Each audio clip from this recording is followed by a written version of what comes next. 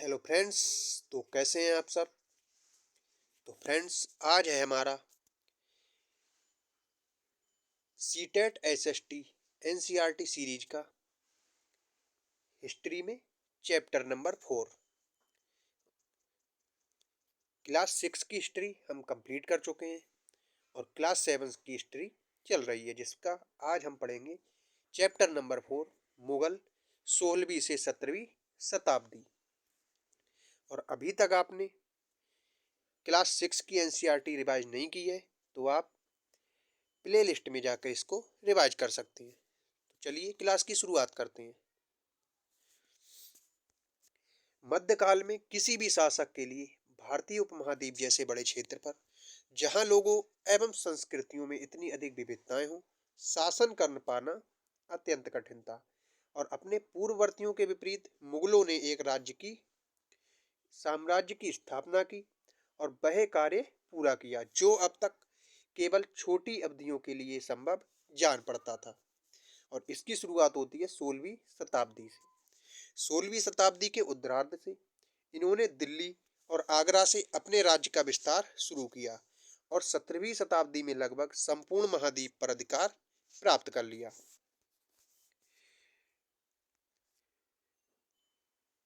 इन्होंने प्रशासन ढांचे तथा शासन संबंधी जो विचार लागू किए थे, वे उनके राज्य के पतन के बाद भी टिके रहे। और ये एक ऐसी राजनीतिक धरोहर थी जिसके प्रभाव से उपमहाद्वीप में उनके पश्चात आने वाले शासक अपने को अछूता न रख सके।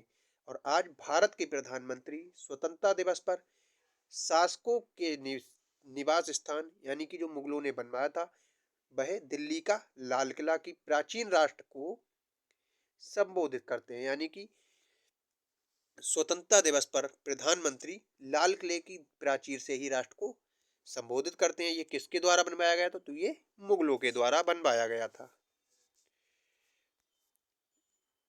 ये देख सकते हैं आप लाल किला की तस्वीर को।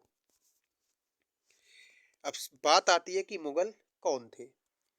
मुगल दो महान शासक के वंशों के वंशज थे, जिनमें माता की ओर से वे मंगोल थे, जिसके शासक चंगेज खां जो चीन और मध्य एशिया के कुछ भागों पर राज्य करता था के उत्तराधिकारी थे।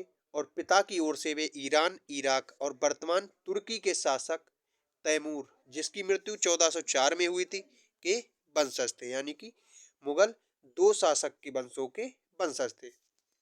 परंतु मुगल अपने को मुगल या मंगोल कहलवाना पसंद नहीं करते थे। और ऐसा इसीलिए था क्योंकि चंगेज खान से जुड़ी स्मृतियां सैकड़ों व्यक्तियों के नरसंहार से संबंधित थी। और यही स्मृतियां मुगलों के प्रतियोगियों उजबेगों से संबंधित थीं।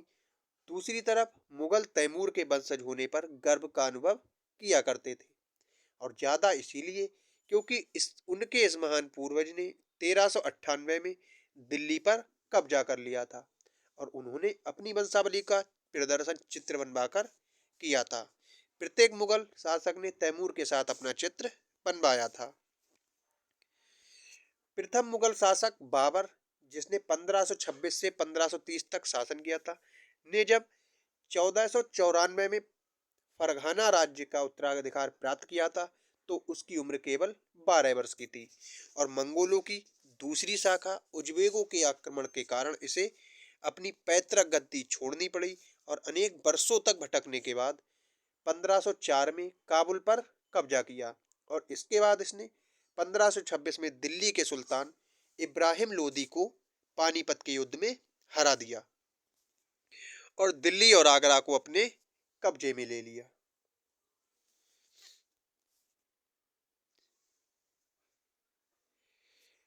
16वीं शताब्दी में युद्धों में तोप और गोलाबारी का पहली बार इस्तेमाल हुआ और बाबर ने इसका इस्तेमाल पानीपत की पहली लड़ाई में किया था। कब किया था? 1526 में।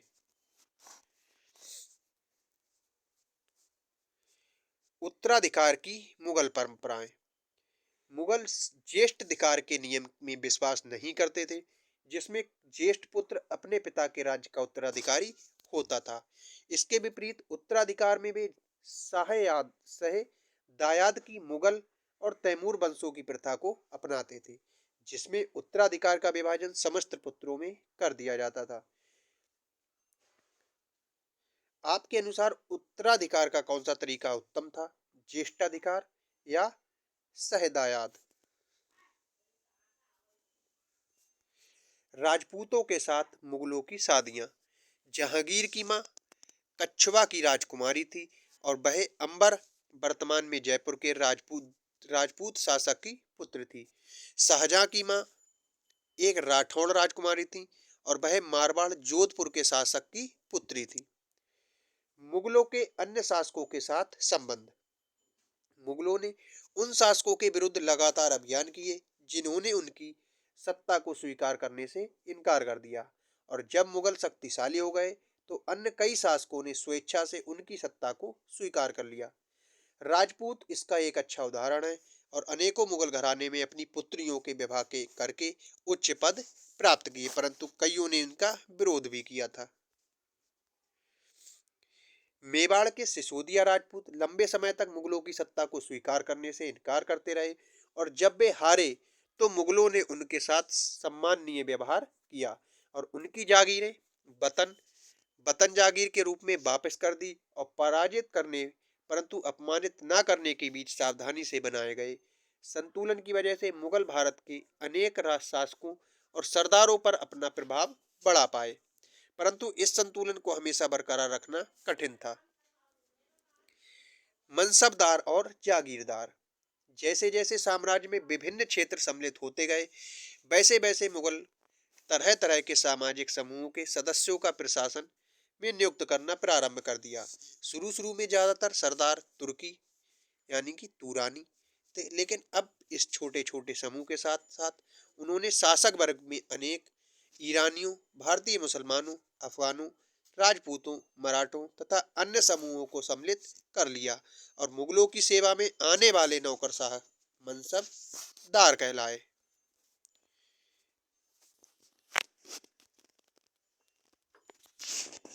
मनसबदार शब्द का प्रयोग ऐसे व्यक्तियों के लिए होता था जिन्होंने कोई मनसब यानी कोई सरकारी हैसियत अथवा पद मिलता था और ये मुगलों द्वारा चलाई गई श्रेणी व्यवस्था थी। इसके जरिए एक पद और दूसरा वेतन और तीसरा सैन्य उत्तरदायित्व निर्धारित किए जाते थे। पद और वेतन का निर्धारण जात की संख्या पर निर्भर था। जात की संख्या जितनी अधिक होती थी दरबार में अभिजात की प्रतिष्ठा उतनी ही बढ़ जाती थी और उसका वेतन भी उतना ही अधिक होता था। जात की श्रेणियां। 5,000 जात वाले अभिजातों का 1,000 जात वाले अभिजातों से ऊंचा था। अकबर के शासनकाल में 29 ऐसे मनसबदार थे जो 5,000 जात की पदवी थे और औरंगजेब के शासनकाल में ऐसे मनसबदारों की संख्या 79 थी। जो सैन्य उत्तरदायित्व मनसबदारों को सौंपे जाते थे उन्हीं के अनुसार उन्हें घुड़सवार रखने पड़ते थे। मनसबदार अपने सवारों को निरीक्षण के लिए लाते थे और वे सैनिकों के घोड़े दगवाते थे एवं सैनिकों का पंजीकरण करवाते थे। इन कार्यवाहियों के बाद ही उन्हें सैनिक को वेतन के लिए धन मिलता था। मनसबदार अपना वेतन राजस्व एकत्रित करने वाली भूमि के रूप में पाते थे जिन्हें जागीर कहते हैं और जो तकरीबन इक्ताओं के समान थी, परंतु मनसबदार मुक्तियों से भिन्न अपने जागीरों पर नहीं रहते थे और ना ही उन पर प्रशासन करते थे। जो उनके पास अपनी जागीरें से केवल राजस्व एकत्रित करने का अधिकार था वह राजस्व उनके नौकर उनके लिए एकत्रित करते थे, जबकि वे स्वयं देश के किसी अन्य भाग में सेवारत रहते थे। अकबर के शासनकाल में इन जागीरों का सावधानी पूर्वक आकलन किया जाता था ताकि इनका राजस्व मनसबदार के वेतन के तकरीबन बराबर रहे। औरंगजेब के शासनकाल तक पहुंचते पहुंचते स्थिति बदल गई और अब प्राप्त राजस्व मनसबदार के वेतन से बहुत कम था। मनसबदारों की संख्या में भी अत्यधिक वृद्धि हुई और जिसके कारण उन्हें जागीर मिलने से पहले एक लंबा इंतजार करना पड़ता था। इन सभी कारणों से जागीरों की संख्या में कमी हो गई और इसके फलस्वरूप कई जागीरदार जागीर रहने पर कोशिश करते रहे। कि वे जितना राजस्व वसूल कर सकें कर लें, और अपने शासनकाल के अंतिम वर्षों में औरंगजेब इन परिवर्तनों पर नियंत्रण नहीं रख पाया, और इस कारण किसानों को अत्यधिक मुसीबतों का सामना करना पड़ा था। जब्त और जमींदार। मुगलों की आमदनी का प्रमुख साधन किसानों की उपज से मिलने वाला राजस्व था, और अधिकतर स्थानों पर किसान ग्रामीण कुलीनों यानी कि मुखिया या स्थानीय सरदारों के माध्यम से राजस्व देते थे। समस्त मध्यस्थों के लिए, चाहे वे स्थानीय ग्राम के मुखिया हों या फिर शक्तिशाली सरदार हों, मुगल ही एक ही शब्द जमींदार का प्रयोग किया करते थे। अकबर के राज्य स्वयं मंत्री टोडरमल ने 10 साल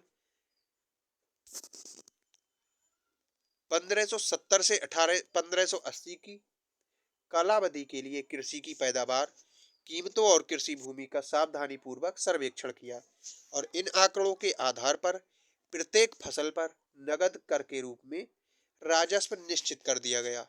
प्रत्येक सूबे प्रांत को राजस्व मंडलों में बांटा गया था, और प्रत्येक की हर फसल के लिए राजस्व दर की अलग सूची बनाई गई। राजस्व प्राप्त करने की इस व्यवस्था को जब्त कहा जाता था, और ये व्यवस्था उन स्थानों पर प्रचलित थी जहां पर मुगल प्रशासनिक अधिकारी भूमि का निरीक्षण कर सकते थे और सावधानी पूर्वक उनका हिसाब रख सकते थे। ऐसा निरीक्षण गुजरात, बंगाल जैसे प्रांतों में संभव नहीं हो पाया, और कुछ क्षेत्रों में जमींदार इतने शक्तिशाली थे कि मुगल प्रशासकों द्वारा शोषण किए जाने की स्थिति में भी विद्रोह कर सकते थे। कभी कभी एक ही जाति के जमींदार और किसान मुगल सत्ता के खिलाफ मिलकर विद्रोह कर देते थे, और 17वीं शताब्दी के आखिर में ऐसे किसान विद्रोह ने मुगल साम्राज्य के स्थायित्व को चुनौती दे दी।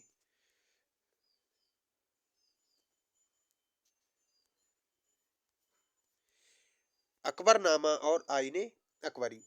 अकबर ने अपने करीबी मित्र और दरबारी अबुल फजल को आदेश दिया कि वह उसके शासनकाल का इतिहास लिखे। अबुल फजल ने ये इतिहास 3 जिल्दों में लिखा, और इसका शीर्षक था अकबरनामा। तो सीटेट पूछ लेगा कि अकबरनामा किसने लिखा था, तो अबुल फजल ने। अकबरनामा में किसकी शासन के बारे में लिखा गया है, तो अकबर के शासनकाल के बारे में। पहली जिल्द में अकबर के पूर्वजों का बयान है, और दूसरी अकबर के शासनकाल की घटनाओं का विवरण देती है। तीसरी जिल्द आईने अकबरी है, जिसमें अकबर के प्रशासन, घराने, सेना, राजस्व और साम्राज्य के भूगोल का ब्यौरा मिलता है। इसमें समकालीन भारत के लोगों की परंपराओं और संस्कृतियों का भी विस्तृत वर्णन है। आईने अकबरी का सबसे रोचक आयाम है विविध प्रकार की चीजों, फसलों, पैदावार, कीमतों और मजदूरी और राजस्व का सांख्यिकीय विवरण। जहांगीर के दरबार पर नूरजहां का प्रभाव। मेहरुनिसा ने 1611 में जहांगीर से विवाह किया, और उसे नूरजहां का खिताब मिला। नूरजहां हमेशा जहांगीर के प्रति अत्यधिक वफादार रही, और उसको समय समय पर सहयोग देती रही। नूरजहां के सम्मान में जहांगीर ने चांदी के सिक्के जारी किए, और उनमें से एक ओर स्वयं के खिताब उत्कीर्ण थे, और दूसरी ओर यह बाग रानी बेगम नूरजहां के नाम से गड़ा हुआ था। बाईं ओर दिया गया दस्तावेज नूरजहां द्वारा जारी किया गया, और आदेश फरमान है चौकोर मोहरें बताती हैं। उदात्त और महान महारानी नूरजहां पादशाह बेगम का आदेश। गोल मोहर के अनुसार शाहजहांगीर के प्रताप से महारानी चंद्रमा जैसी वैभवशाली बन गई, और हम कामना करते हैं कि नूरजहां पादशाह इस युग की सर्वोत्तम महिला बने। सुलह ए कुल। अकबर की सुलह ए कुल की नीति का उनके पुत्र जहांगीर ने इस प्रकार वर्णन किया। ईश्वरीय अनुकंपा के विस्तृत आंचल में सभी वर्गों और सभी धर्मों के अनुयायियों की ये एक जगह है। इसीलिए उसके विशाल साम्राज्य में उसकी चारों ओर की सीमाएं केवल समुद्र से ही निर्धारित होती थीं, और विरोधी धर्मों के अनुयायियों, तरह तरह के अच्छे बुरे विचारों के लिए जगह थी। यहाँ सहिष्णुता का मार्ग बंद था, और यहाँ सुन्नी और शिया एक ही मस्जिद में इकट्ठे होते थे, और ईसाई और यहूदी एक ही गिरजे में प्रार्थना करते थे, और उसने सुसंगत तरीके से सार्वत्रिक शांति यानी कि सुलह ए कुल के सिद्धांत का पालन किया था। 17वीं शताब्दी के पश्चात मुगल साम्राज्य मुगल साम्राज्य की प्रशासनिक और सैनिक कुशलता के फलस्वरूप आर्थिक वाणिज्यिक समृद्धि में वृद्धि हुई और विदेशी यात्रियों ने इसे वैसा धनी देश बताया जैसा कि किस्से कहानियों में वर्णित होता है। परंतु यही यात्री इसकी प्रचुरता के साथ मिलने वाली दरिद्रता को देखकर विस्मित रह गए और सामाजिक असमानताएं साफ दिखाई पड़ती थी। शाहजहां के शासनकाल में 20वें वर्ष के दस्तावेजों से हमें पता चलता था कि ऐसे मनसबदार जिनको उच्चतम पद प्राप्त होता था कुल 8000 में से 445 ही थे और कुल मनसबदारों की एक छोटी संख्या 5.6% हो गई। साम्राज्य के अनुमानित राजस्व 61.5% एवं स्वयं उनके व उनके सवारों के वेतन के रूप में दिया जाता था। मुगल सम्राट और उनके मनसबदार अपनी आय का बहुत बड़ा भाग वेतन और वस्तुओं पर लगा देते थे और इस खर्चे से शिल्पकारों और किसानों को लाभ होता था। चूंकि वे वस्तुओं और फसलों की पूर्ति करते थे, परंतु राजस्व का भार इतना था कि प्राथमिक उत्पादों को किसान और शिल्पकारों के पास निवेश के लिए बहुत कम धन बचता था। इसमें से जो बहुत गरीब थे, मुश्किल से ही पेट भर पाते थे और वे उत्पादन शक्ति बढ़ाने के लिए अतिरिक्त संसाधनों में, औजारों, अन्य वस्तुओं में निवेश करने की बात सोच भी नहीं सकते थे। ऐसी अर्थव्यवस्था में ज्यादा धनी किसान, शिल्पकारों के समूह, व्यापारी और महाजन ज्यादा लाभ उठाते थे। मुगलों के कुलीन वर्ग के हाथों में बहुत धन और संसाधन थे और जिनके कारण 17वीं सदी के अंतिम वर्षों में वे अत्यधिक शक्तिशाली हो गए। जैसे जैसे मुगल सम्राट की सत्ता पतन की ओर बढ़ती गई, वैसे वैसे विभिन्न क्षेत्रों में सम्राट के सेवक स्वयं ही सत्ता के शक्तिशाली केंद्र बनने लगे। इनमें से कुछ ने नए वंश स्थापित किए और हैदराबाद एवं अवध जैसे प्रांतों में अपना नियंत्रण जमा लिया। यद्यपि वे दिल्ली के मुगल सम्राट को स्वामी के स्वरूप में मान्यता देते रहे, तथापि 18वीं शताब्दी तक साम्राज्य के कई प्रांत अपनी स्वतंत्र राजनीतिक पहचान बना चुके थे। तो आज का चैप्टर हमारा यही कंप्लीट होता है। मिलते हैं कल अगले चैप्टर के साथ।